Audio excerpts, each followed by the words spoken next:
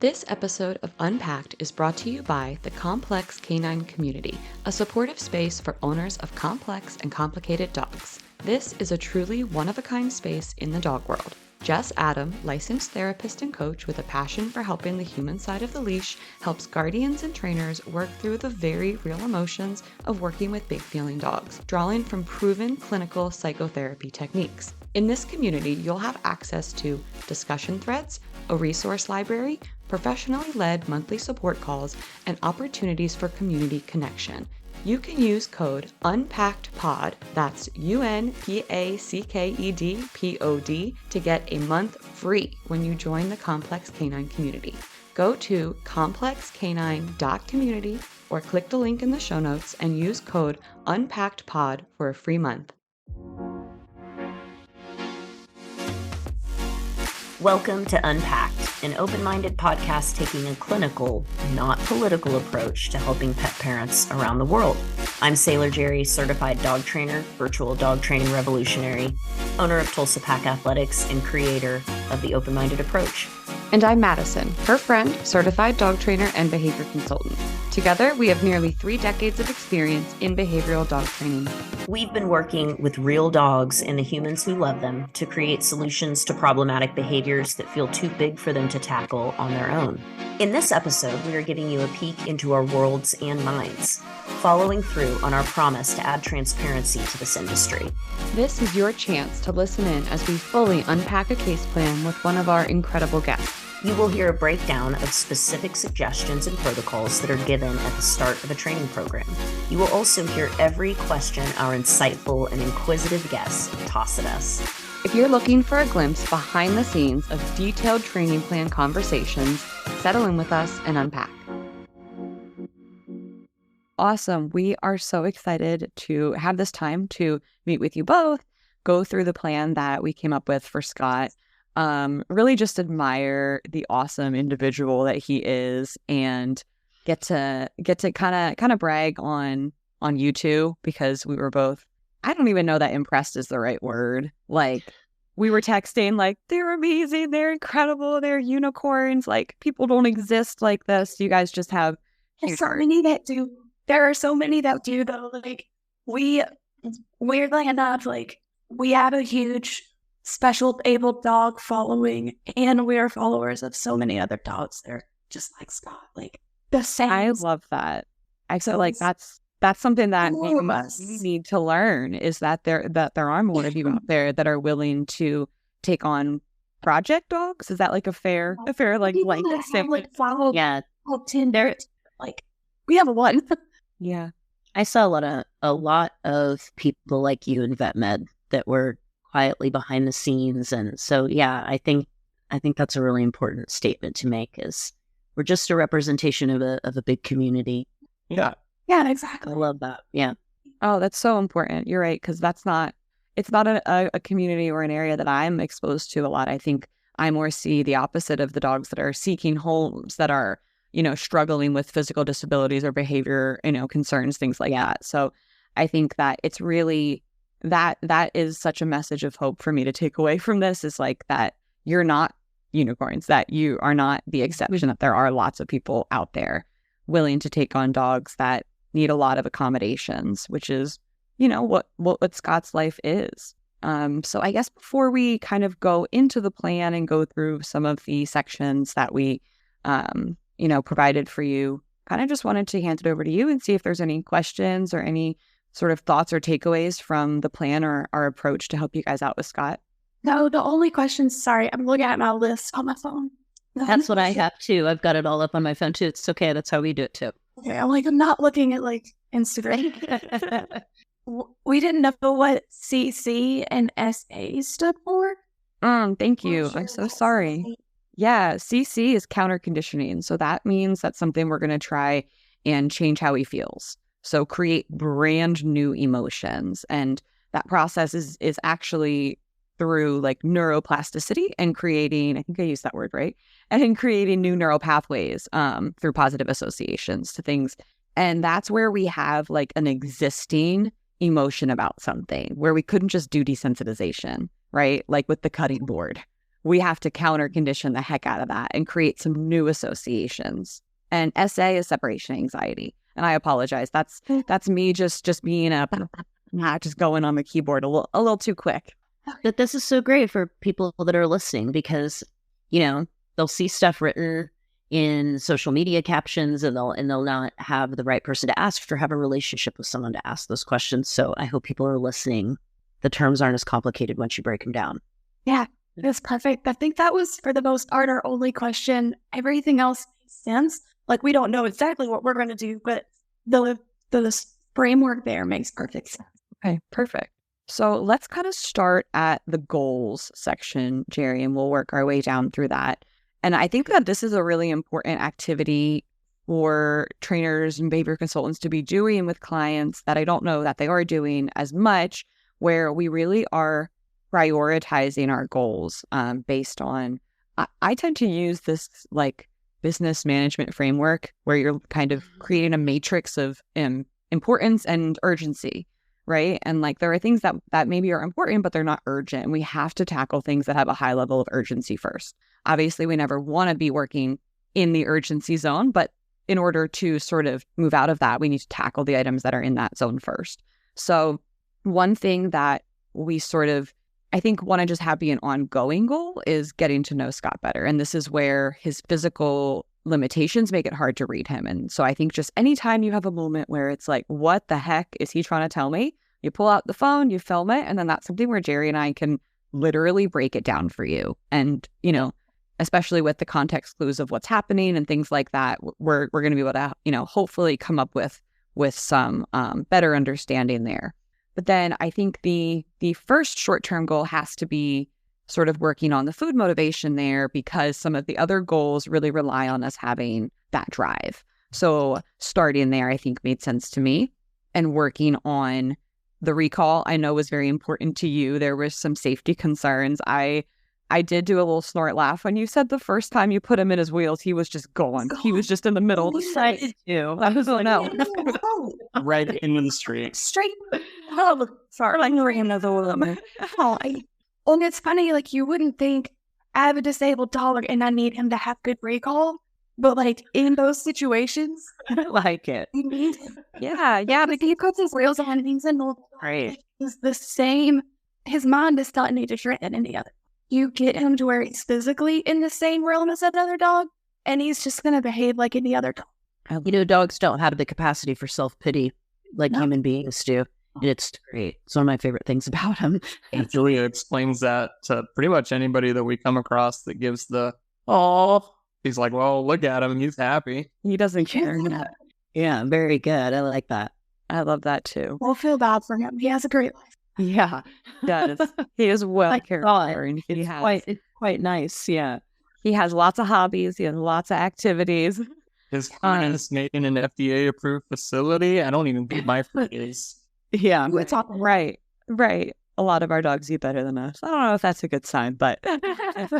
And then I know the crate comfort is important to you, just because that's something that is going to be, and this is where I think we could look at that exact goal as super low urgency, but high importance, because it's something that every time he boards, it's causing him stress. So it's something that it's very important to you to help him feel better about, but it's not immediately urgent. It's on the short-term goals list because it's something that takes quite a long time when you do it the right way. So we want to be able to have very, very easy and low pressure exercises and be able to really gradually work up to that, again, because there's no urgency. So we don't need to go any faster than Scott's comfortable with. And I think we're going to have to be really intentional and get a little bit creative with that, because of, looking at maybe how he's entering the kennel in a vet boarding setup versus in a home, and trying to not train him for something that's not part of his life, right? Like being kenneled in the home is not part of his life. Being kenneled in a vet boarding setting is. So trying to really mimic that as best we can. And it never really occurred to me to even ask them, what does it look like for him when he's here? Which makes me feel bad now that I say that out loud, but it never, I didn't think I need to get the same or as similar of a setup as I can get, so that if he is boarded at the vet, he knows what to expect, and it's not this thing that happens every 3 or 4 months, 6 months apart. That like he spends a week there and then he's freaked out the whole time. Like, you would have no way of knowing, that would be, and maybe it isn't all that different from the routine that you have. Maybe with his mobility, they have a very kind of simple setup in one of the rooms. But I think it's definitely worth asking. That way we know for sure and we're not having to guess. Okay. So let's get into the long-term goals. And I think this one is probably for me, even though it's classified with the long-term goals, I think this is of the highest importance because of the amount that it impacts him with the stress. And this is his like overall fear responses, especially to sounds. So can you think of maybe in the last day or two, any sort of big fear response or episodes he's had with his sound sensitivity? you were It chopped up onions like 2 nights ago, I think. And Fajita night is like his worst nightmare. No fajitas, no Taco Tuesdays, The crackling. no chopping. Chopping. Yeah, Is that an additional sound we need to... Okay. taking the knife out of the knife block. He knows that sound. Yeah, and he associates that now. He knows which cabinet has the keyboards in it. He can open other cabinets. He's fine. He knows, like, I don't know if they can. Smart. What a great... He's so smart. Pattern. Yeah, exactly. He's a genius. Like, this dog is sorry, I know. And this is why it's not surprising to us, or at least to me. I don't want to speak for you, Jerri. I was not surprised to hear that he was displaying signs of separation anxiety at the earliest indicator that you would be potentially leaving the house. Yeah, Like that like to me. moving chess pieces around in his head. He's like, I'm 16 moves ahead. You guys are leaving. Nobody notices It is that I notice that you're leaving. Yes, no, literally. Because so I'm lazy. I work from home. I stay in my pajamas all day. I put new pajamas on at the end of the day. I put these clothes on. Lovely. I put these on full it is all. He was on high alert because these are not my pajamas. I had the same pajama. Like, I look the same. I'll wear a white t-shirt and a pair of sweats to sleep. He knows what that looks like. This is not a white t-shirt. It's not the uniform. This is not the uniform. He's like, you're not in house clothes. You're about to leave. Oh my God. Shoes, depending on the pair of shoes. Like if I put on tennis shoes, I'm probably leaving. But if I'm putting on boots, I'm just going out to the barn to work. And if it's boots, he's like, all right, dude, see ya. Or can I come with you? Like, it's not a, oh my God, you're leaving and I'm trying to scratch to get to the door. It's a Well, you guys, Enzo has it down to a science, almost to what temperature it is, what the temperature's like outside, whether or not he'll come with me or not, because he just know what I'm going to do. Yeah, the more there, I think what we're seeing is intelligence in dogs, and I think this for most dogs, except like border collies. What I think we're seeing is intelligence in dogs is extreme pattern recognition, and some of them are more capable than others. And then, I mean, like I said, I think that dogs are intelligent in different ways, but it's one of my favorite things about them, because once you get on kind of the flip side of where it's affecting you negatively and you kind of harness that and use it. Oh, I love it. Harness it, you can use it. It's like it becomes a structure within itself. It becomes like a secret language. Yeah, predictability that actually reduces their anxiety, I have found. So I live a very predictable life with my dog who tends to be anxious. Same. It doesn't surprise me that Scott has this ability either. German Shepherds and those breeds are highly intelligent. And then you look at the fact that for the entirety or the majority of his life, he's been physically not mobile.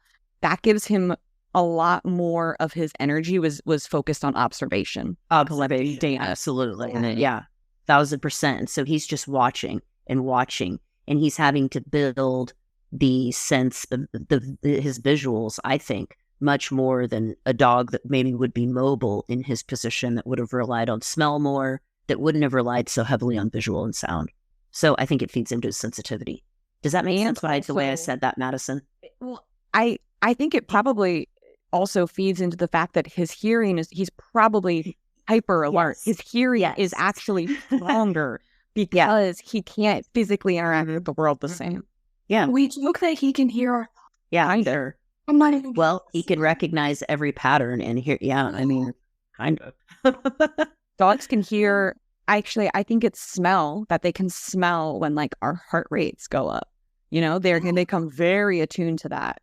Creepy, but A little bit. But also that's how like service dogs work. And that's how service dogs know that people are entering different zones, as their bodies have really, really specific, I think it's pheromones. I'm like not super sciencey. That's Jerry's wheelhouse.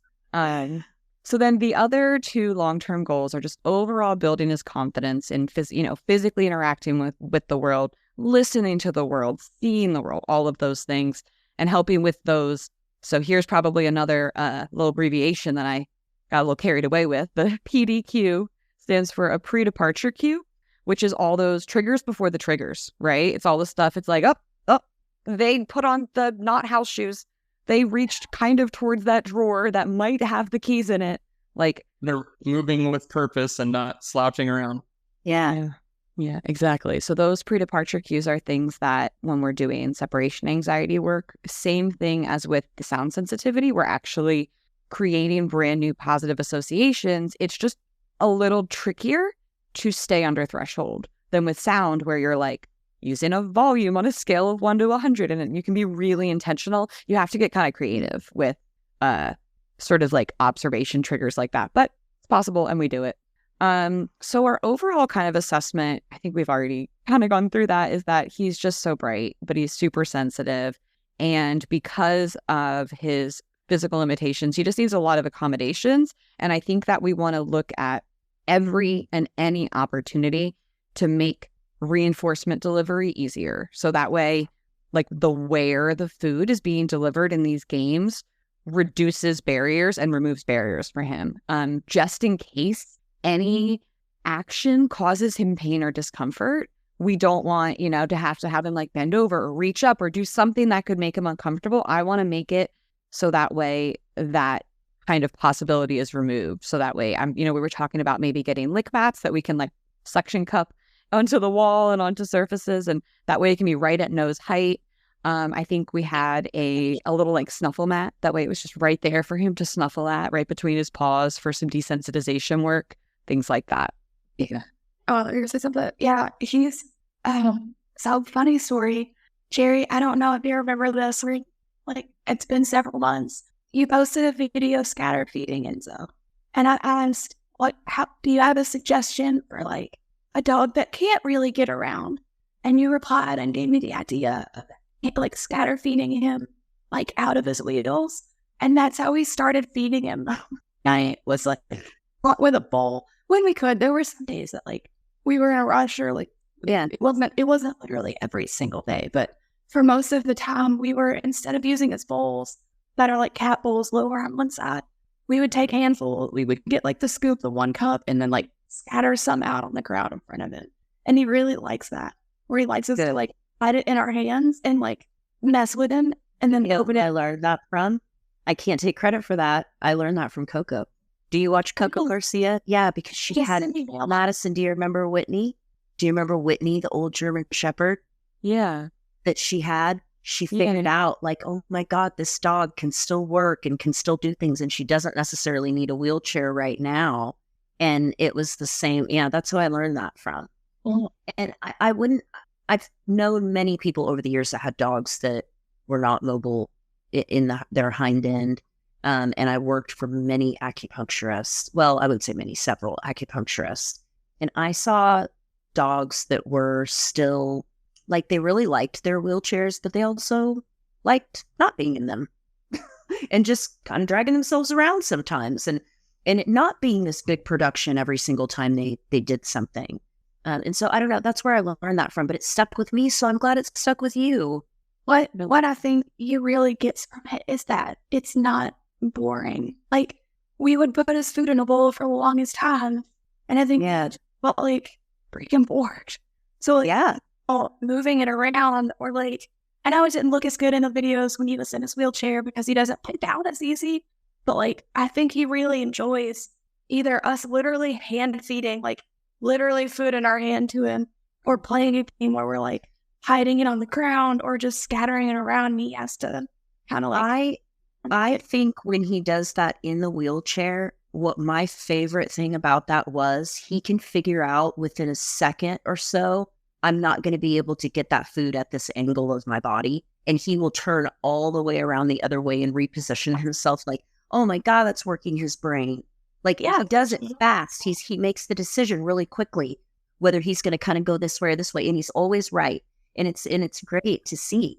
So I think that the distinction is we're not like getting rid of these activities that are really enriching and fulfilling, but we wouldn't want him to have to be using that kind of brain power during like an emotional counter conditioning exercise, right? That's like an extra barrier there of like more work. Like that's great. That's great for him for enrichment and fulfillment and burning off some energy and giving him like breed specific, species specific work.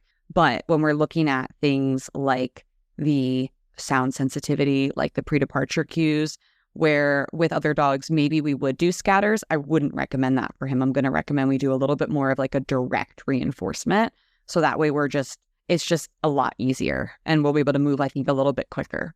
You can think of it as like one of those is the gym and one of those is therapy. And you wouldn't go to the gym and start sobbing about some trauma that happened to you. The two would give you a really bad association with lifting weights. So the gym is really where you're really going to stay focused and try to build practices of discipline. And then like you could think of that as your drills. And then the counter conditioning and the sound sensitivity stuff, all of those things are the inside, the emotions, the inner work. And while some people may be wild enough to try to do the two together, generally it works a little better if you let them live in their own worlds and you work on them individually. Yeah. I mean, I guess I cried at the gym. Not right at the gym, but I wasn't going to say it. Yeah. I guess I'm kind of to be fair, I don't go there specifically. Okay. Nor would I be happy if I showed up to therapy and was made to hop on the treadmill. Started lifting. Like, absolutely not. This is not what I'm here for. Okay, so I do want to move quickly past the management because, again, I don't know that there's any real management that is necessary here. One thing that I do like to look at when we have what I would consider a moderate to severe like fear response from him in terms of the sound sensitivity in particular is that if after 4 to 6 weeks, maybe 8 weeks of working through some counter conditioning, working through some of these exercises, we're just not seeing progress. He's struggling to engage in the activities. Maybe we're having trouble getting him under threshold at all. That's where I think we would want to revisit and discuss if potentially, bringing in a veterinary behaviorist to look at if medication would be necessary, just for him to be able to even engage in the modification plan, right? Now, I don't think that that's something that's necessary here.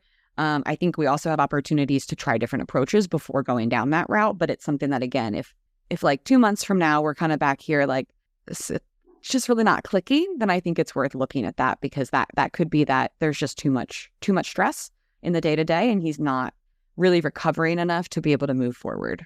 Okay. Yeah, we're not against medication for him if he has it.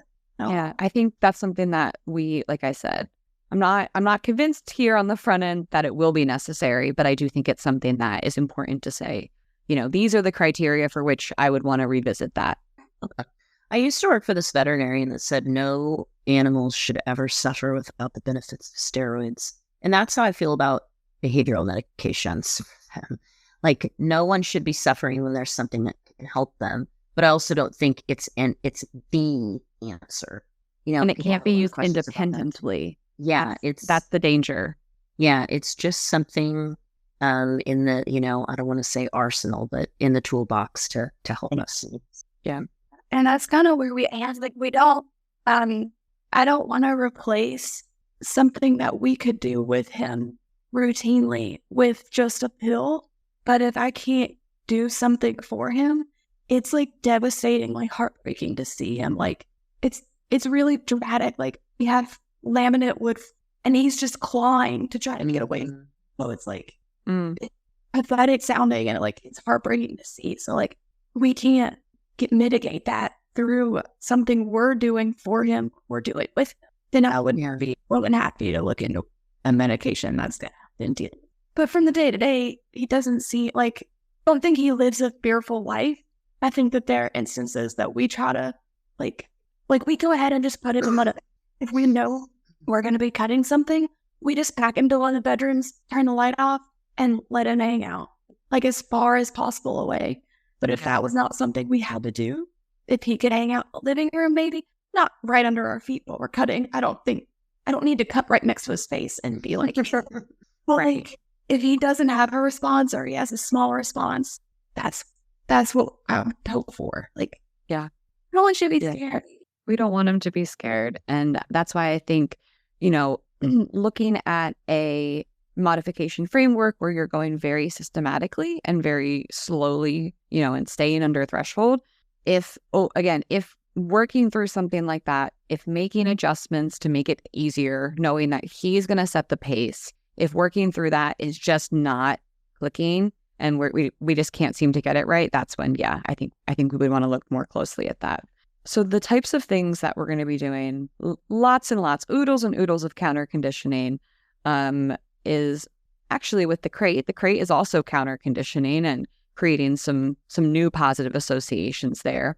The everyday stressors, like you said, he doesn't live his life in stress, but there are parts of the everyday that could present stress for him. You've done a fantastic job to really just kind of shield him from those moments so he doesn't have to experience that. But those moments are still happening. Like, you're still chopping. So it's still there. And I don't want you to have to do that. I want you to look over and feel like he is okay and not feel like you're having to very, very quietly chop your vegetables. The other sounds, right? So like fireworks and big sounds. But honestly, we're probably going to start with something very, very small. Probably it's going to be just the knife out of the knife block. Zero chopping today. Just the shing, whatever the sound is. I thought that was pretty good. That was pretty good. Perfect knife block sound. Thank you. Like you mentioned, moving the shirts around when you're folding laundry. For those types of noises where it's maybe hard to manufacture a quieter version, right? If you're like, okay, I can't quietly do so you're just going to get like an actual YouTube video or recorded video of yourself doing it and just turn the volume all the way down. And that's how we get these easier versions. We call them approximations, but it's just making it easier. How can we reduce the intensity of this trigger for Scott? Start at the easiest possible version and then just raise up the intensity as he looks like, yeah, I got this. I don't care. That's what it means to stay under threshold, is that he's not freaking out. If he's freaked out, we've already gone too far. And I think that we would, start to build the list, because Scott has built the list in his head of what are all the things that you're doing, before you're getting ready to leave. So we might as well figure out what that list is too, so we can start to do the counter conditioning to those pre-departure cues as well. And the cooperative care. I know we talked a little bit about, bath time probably being a challenging area to really create new feelings, because it's one of them that is just, we kind of got to get this done regularly. And maybe we can find some opportunities to make him, less stressed out and therefore more cooperative. But I think really putting our cooperative care focus on the nail trims, because I think we have an opportunity to create a lot of agency and giving him a way to basically start the process and then stop the process when he wants. And he has a lot of, ways to interact with you with his face, with the boop and the snoot and the chin. So use one of those cues. It's so cute. It's cute. And I also, full disclosure, took a screenshot of it for marketing. I was like, oh, look at the way that they're holding him. Like, yes, he doesn't really like it, but it's so sweet. Like, he likes Snoop. He doesn't. I was going to say, a lot of dogs love that. Oh, okay. Really doesn't. Enzo's like, I'm only doing this because we're best friends. I want you to know that I don't love Honestly, that's Remy. But my master, Parker, that's his favorite thing in the world, is to have his little chin held. He loves it. So yeah, I think we can incorporate that into a cooperative care routine. Yeah. And really allow him to start choosing the nail trimming process. But again, starting with easier versions, starting with approximations. And then we very clearly have a different routine for when we got to get things done. So when we start having a cooperative care process with agency, with choice, where he's allowed to say no, the times when he can't say no, we don't ask, because then it takes away that trust that we've built in the times that we are asking. So we have a brand new routine that we're devising where, you're not going to have to hold him like that. He's going to be just laid out and we're going to be kind of starting over. But then you separately have your current routine to still get the job done when you got to get the job done. And those things are two separate activities. And we want to make them look very distinct. Love that. That makes sense. I've never looked at it like it makes sense that we would ask for his nail trims because he'll still get his nails ground down. If we go outside, his front nails are wearing down and we run and play around on the pavement. But it makes sense that we wouldn't ask about taking a bath because, like, we can't say no, dude. I'm sorry.